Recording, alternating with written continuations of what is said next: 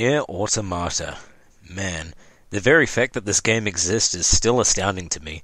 I was a little late to the original NieR. I only picked it up in late 2014 after hearing buzz about it being one of the great hidden gems of the 7th console generation. Sure enough, I played it, I was sucked right in, and in time I had earned the Platinum Trophy. I had managed to find my Tombi, my Psychonauts, my favorite underappreciated title of the generation. It was riddled with flaws, no doubt. The combat was underwhelming, the side quests were tedious, and quite frankly, it looks like an original Xbox title. But it was absolutely made up for with a cast of likable and memorable characters, a fantastic soundtrack, a heart-wrenching story with a roller coaster of a second half, a plot twist that changes the entire perspective of the story, and additional endings unlocked in New Game Plus that further fleshed out the world and characters. It was something else. Imagine my shock then, when a cult classic game with an at best lukewarm reception and mediocre sales would have a sequel announced at E3 2015, mere months after I finished it for the first time, and assumed a follow-up would never see the light of day. NieR Automata comes to us from the mind of eccentric madman and part-time game director Yoko Taro, also known for the Drakengard series, of which NieR is a spin-off. NieR Automata acts as a sequel to NieR, but is also set thousands of years in the future in such a way that newcomers can safely pick it up with no prior knowledge of the series. Although fans of the original will be glad to know that there are still callbacks, tie-ins, and story tidbits that reward people who saw it through to the bitter end. In the distant future, a seemingly endless army of automatons have spread across the planet, and ignited a war that eventually drove the remnants of humanity to flee to the moon. To combat this threat, humanity created a unit of androids that go by Yorha, created with the express purpose of purging the planet of the robot menace and allowing humanity to safely return home. The android duo you'll be spending the majority of the game with are Yorha Unit 2B, a model specialized for combat out in the field, and 9S, a scanner unit designed for reconnaissance and hacking. 2B is a very by-the-book deadpan soldier for the most part, adding to Yoko Taro's collection of stoic, white-haired badass women in heels with giant swords. She contrasts well with 9S, who is wide-eyed, naive, and curious, sticking out from 2B and even many of his other peers in Yorha with how he exhibits a lot more emotion. During their efforts helping out a local resistance on Earth, the duo eventually discover things that their commanding officers never really touched on, like a virus that's infecting robots and androids alike and driving them mad, small pockets of pacifist machines who seclude themselves away in the forest to avoid the conflict, and even groups of machines that have mysteriously started adopting human behaviors and tendencies. There's also a renegade soldier named A2 from an obsolete series of androids who is on the run from Yorha, whose motives are unclear at first but unravel themselves later in the story when you get a chance to play as her. There really is so much more I could go into with the plot, but I would be here all day and wouldn't dare spoil it for anyone. Despite its very out-there premise, which is odd for even one of Yoko Taro's stories, it does go in all sorts of directions, by the end tackling themes such as discrimination, existentialism, depression, religion and cults, and most of all, what it means to be human. Without wishing to spoil anything, the simple and goofy-looking robots make up some of the best moments in the story, with one particular machine, Pascal, having one of the most heartbreaking character arcs I've seen in any game in recent memory. I'm not going to act like this is an all-time great avant-garde plot. In my opinion, I think the original told a better story, and its game-changing plot twists left a lot more impact than any of the revelations in Automata.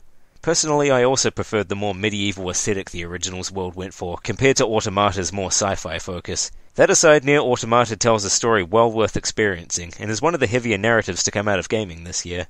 Yoko Taro always enjoyed his eccentric yet crushingly depressing plots, but one thing he always strived for was to have great combat to go along with it. NieR was alright in the combat department. Drakengard 3 did a mix of Dynasty Warriors and dragon riding, but ultimately fell pretty short. This time, however, Square Enix had a trump card. 3 words: Platinum fucking Games. If you think fantastic combat, you're likely going to think of Platinum Games. Mad World, Bayonetta, Metal Gear Rising Revengeance, all fantastic titles that reveled in their over-the-top and viscerally satisfying combat systems. Metal Gear Rising in particular being one of my retroactive picks for my favourite games of the last console generation. If I'm completely honest, when it was first announced that Platinum Games would be working with Square Enix to bring this title together, I was concerned that it would be a bit more action-focused and let the RPG elements go by the wayside. Thankfully, this is not the case. Combat is not any more or less pushed in your face than it was in the original game. There's still the same selection of weapons here: one-handed swords, two-handed swords, axes, and spears, and now newly introduced gauntlets. Yorha units are also designated a pod, which on top of handing out mission briefs basically served as a replacement for the magic attacks that Grimoire Vice had in the original game. If things get desperate, you even have a self-destruct feature at your disposal, which deals a huge amount of damage in a pretty big radius, but also leaves you momentarily incapacitated. 9S plays a little different to 2B. He has most of the same controls, but he has less focus on melee combat with only one weapon at his disposal. What's unique to him is a little hacking minigame where you jump into machines or terminals and play geometry wars for a bit, until your target explodes or activates respectively. Thankfully, the game doesn't expect you to play asteroids every single time you get into combat, because it does get a bit tedious after a while. It does come in handy against larger foes though, where hacking them puts you up against some pretty difficult odds, but pulling it off will cause massive damage, and usually take them out faster than you otherwise would using a sword. A2 becomes playable later in the story as well. Honestly, her gameplay is largely identical to 2B, but instead of self-destruct she basically gets her own devil trigger mode. Kinda like the self-destruct feature, it doesn't last very long and it was such a situational thing that I personally rarely used it. There's a greater detail put into customization this time. Instead of switching weapon types in a quick menu, you assign 2 weapons to quick and heavy attacks, allowing for more diversity with combos and weapon versatility. Heavy weapons are no longer downright unusable like they were in the original, but spears have also been nerfed a bit, so you won't be going around using thrust attacks and transitioning into a dodge roll to get around faster this time. Speaking of dodge rolling, there isn't really a dedicated dodge button in this game. Instead, you hold down a button to dash, which is useful for getting around faster and evading enemy attacks with speed alone, but tapping the dash button at just the right time during an incoming attack will make you quickly phase through it and jump out of harm's way. Kind of like a more passive version of Witch Time from Bayonetta. Among the typical crafting items and currency dropped by machines, you'll also find chips. This system allows you to swap abilities in and out a set number of slots to further personalize your experience, whether you want to improve your mobility, passive buffs, pod augmentations, combat abilities, or completely break the game balance with a few auto-heal chips. I say that, but the game does balance this out in a way. Firstly, the chip system is entirely optional, so you can ignore it completely if you absolutely wanted to, and probably still get through the game just fine. Secondly, it incorporates a Dark Souls-esque system where upon death you will lose all of your chips and then have to recover them by finding your previous body again in the overworld. Assuming you aren't slain again before you get to them, in which case they'll be gone for good. They are a neat mechanic that adds a lot of depth to the experience though, and you're going to need these things if you're playing on one of the higher difficulty levels. If there's something I can criticize about the combat, it's that I found the boss fights to be a little underwhelming. It's not that they were badly designed or anything, but most of them didn't really leave much of an impact in both their battle tactics and how memorable they were. This is probably all completely subjective, but part of it might just be that the shades in the original NieR had some more interesting designs than machines. I mean, you had the 2 Temple Guardians who looked like something out of Gurren Lagann, the Dark Colossus that towered over your village, that huge reptilian thing with half a dozen testicles on its front, the orb creature you fought in the Eyrie, that robotic golem in the scrapyard, the Shade Wolf that led legions of living wolves, and this monstrosity. And there's many more where that came from as well. These have all stuck with me in the few years since I last played the original game. Of all of NieR Automata's boss fights, the only ones that really stuck with me were the Machine Diva in the amusement park, the Goliath EMP at the end of the second act, and the sequence at the end of the final branch, which I wouldn't dare spoil. Which honestly is a shame to me, because the combat in this game is a massive improvement over its predecessor. And how could I forget this game's soundtrack? If you've heard anything about the original NieR, even from people who never played the game, it's the phenomenal soundtrack. Seriously, just some top-tier stuff here. Keiichi Okabe returns as the composer for Automata, and honestly I'll check out the soundtrack to any game this guy composes. It nails the atmosphere, builds tension, and really ramps up the intensity during boss fights and large enemy encounters. It's an easy contender for one of the best game soundtracks of this year.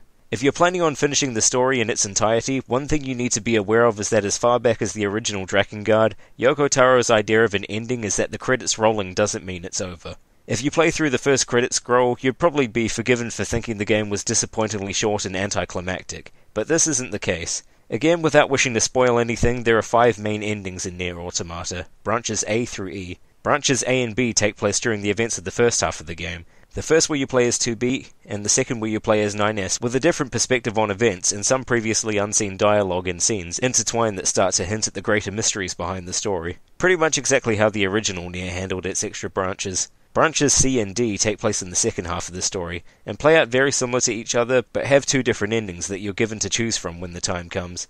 The final branch, E, is triggered after you've played through both endings C and D, culminating in an unexpected boss fight and one of my favourite sequences to grace a video game, and some final plot tidbits that help wrap up the story. Thankfully, if you wind up missing any side quests or items throughout the story, you're eventually given a chapter select mode that allows you to jump back to any point in the story on the fly, keeping all the items and experience you've earned throughout your playthrough.